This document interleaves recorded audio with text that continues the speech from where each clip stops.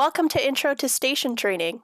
Station training is teaching your dog to do specific behaviors at a specific place or piece of equipment. For your puppy, we are going to start by focusing on the go-to mat or go-to bed station.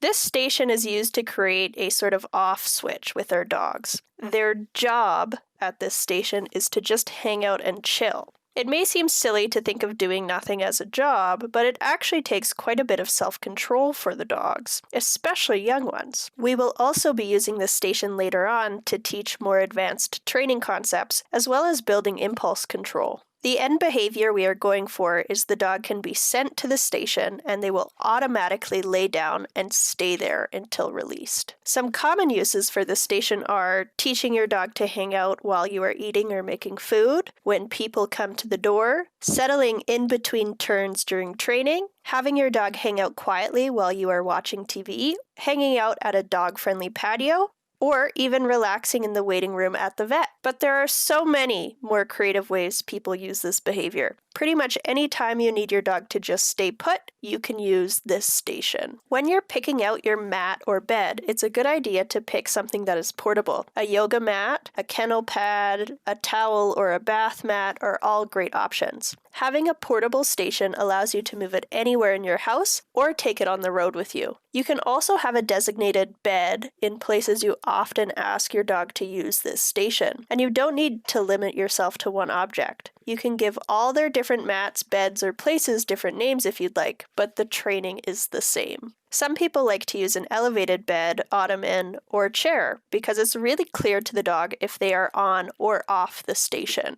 As always, make sure you have everything you need and your training area is ready. Put your mat on the floor and look at it. Make sure to point your whole body at the mat. Your feet, knees, hips, shoulders, and eyes should all be pointed at the mat. When your dog touches the mat, even if it's just with one foot, mark to let your dog know that touching the mat is earning them a reward. When you do reward your dog, place it in a way that your dog has their entire body on the surface and put it on the mat between their two front feet. Reward placement is important. Placing the treat between our dog's front feet encourages the down position. Reward a few times for hanging out on the mat. Aim for about 3 to 5 treats. Give a release like "get it" and toss a treat to reset your dog.